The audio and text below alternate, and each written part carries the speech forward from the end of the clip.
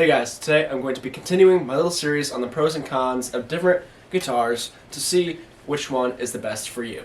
In today's video, we'll be going over the pros and cons of a Fender Stratocaster.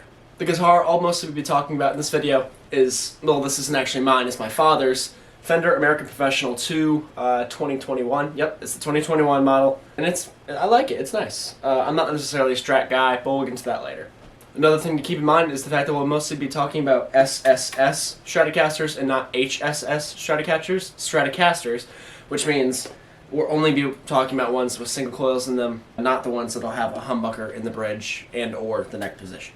Another thing to keep in mind is that there's not going to be any kind of order to the pros and cons. I just have a big old list here of a bunch of different pros and cons, and if one leads me to the next one, I'll cover it. If it leads me to the next con, I'll go into it.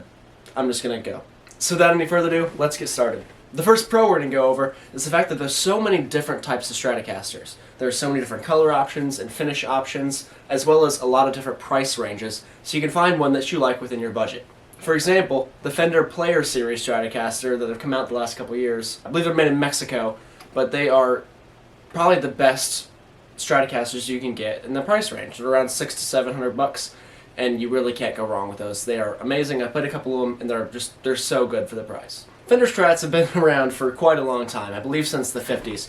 So they've had quite a lot of time to kind of perfect this guitar.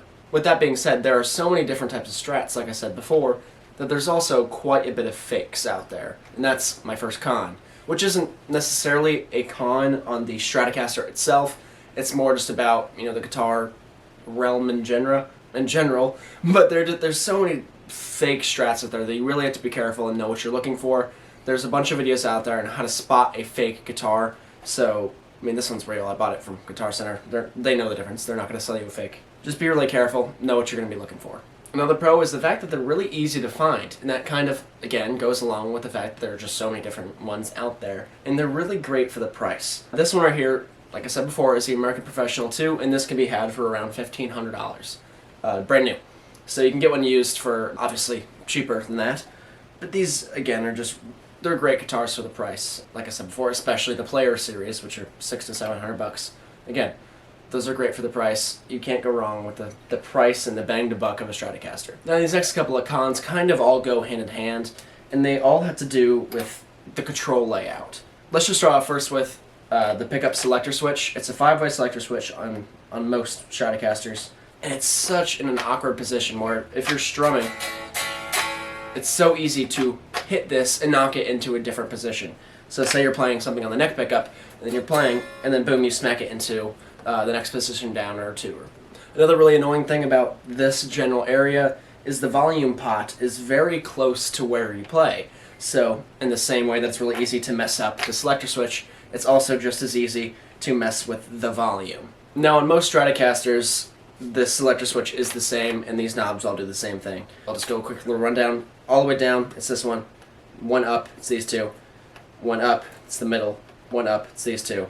One more up, and it's just the neck. But on a lot of other newer Strats, it works a little bit differently. And some of them, such as this one, have some extra features, which I actually really like this feature. With this push pot, so you push it and it kind of extends, it will add the neck pickup to whatever position you're in, and that adds for a little bit more versatility. So I do like that, but I also like guitars being very straightforward, and if you pick up a Les Paul, most of the time it's going to be, or function the exact same as any other Les Paul. This one, these knobs will all do different things a lot of the times. Another pro these guitars have is they have a very unique and recognizable sound. Strats have been used by so many different recognizable names, and not just the guitar community, but the music community in general, with big names such as Jimi Hendrix, Clapton, and more. And that's for good reason, because these Strats have a very unique sound. They're very kind of snappy and kind of quacky in a way. If I throw it in the neck pickup here, there's not many sounds like this.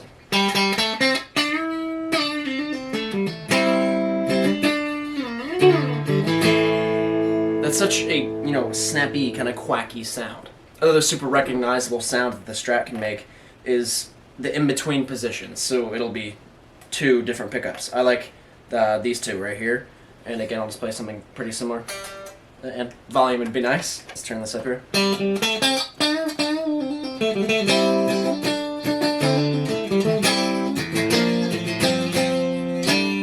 And again, that's another super, recognizable, again, quacky, very snappy feeling sound. Now, to go along with that super unique and very cool sounding sound is the fact that these things are very comfortable instruments to play. Much more comfortable than Les Paul. And I'm a Les Paul guy, and I'm perfectly willing to admit that they are not the most comfortable guitars.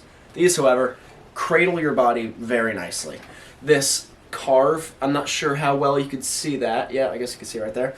This just holds your ribs and your stomach area very nicely. The necks feel great. And to say you don't like a thicker neck, this one's, I don't know, kind of like a modern feeling neck. There's so many different Strats, there's a lot of different neck sizes. So just try it a bunch, see which one fits your hand the best. Now, something that I don't like about Strats is the saddles. If you look closely, you can see that there's little screws kind of popping out here. And whenever you rest your palm there, it really kind of rubs up against the side, and it's not the most comfortable thing in the world.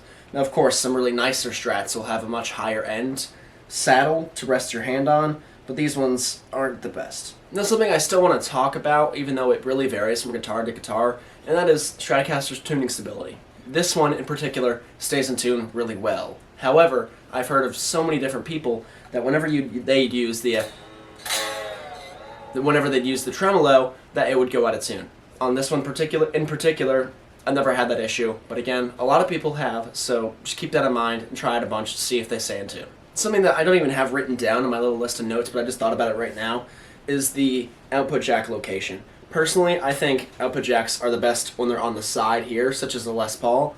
I like to put it through the strap whenever I'm using a strap, so I have it kind of coming up through here. If you're using a straight angle, or just a straight jack, or cable, sorry, it kind of puts a lot of flex on it, which I'm not a huge fan of. It doesn't look very safe.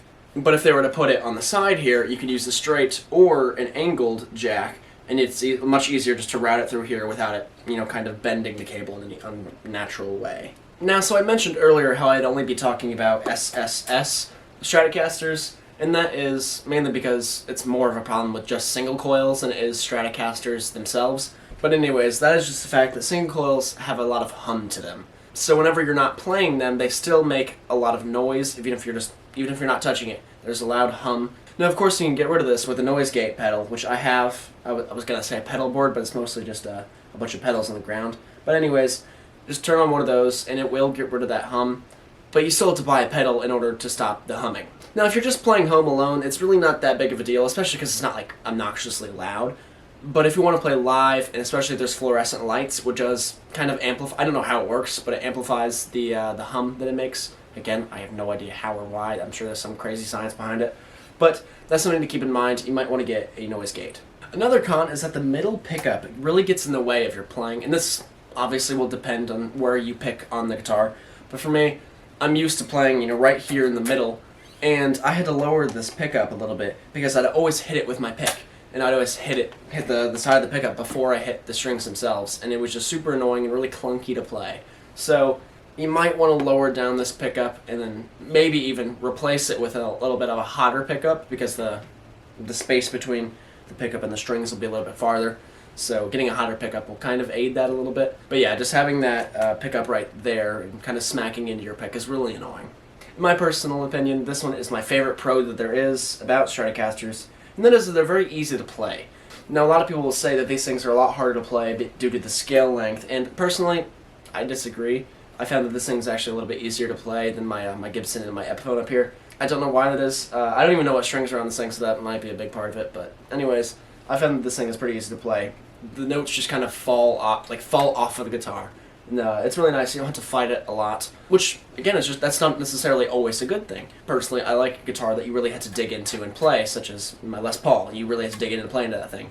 This, it's like a player's guitar. You really don't have to fight it a lot in order for the notes to kind of ring out the way you want. But anyways, guys, I think that just about wraps it up, and I don't think I forgot anything on my little list here. But if I did, please feel free to leave your thoughts in the comments and let me know what you think I should have included. Ask any questions if you have any. But anyways, guys, I think that just about wraps it up. Thank you guys so much for watching, and I'll see you in my next video. Bye-bye. Hey, so if you guys are still watching, thank you guys so much. You're the real ones. But right now I'm editing this video and eating some animal crackers. But I forgot to mention that I got some new lights for the video, so if you noticed that the lighting was better, that's good, I guess. So it wasn't a total waste of money. But I don't know, I like them. So I think the quality was a little bit better in this video. So yeah, I just wanted to mention that. Thank you guys.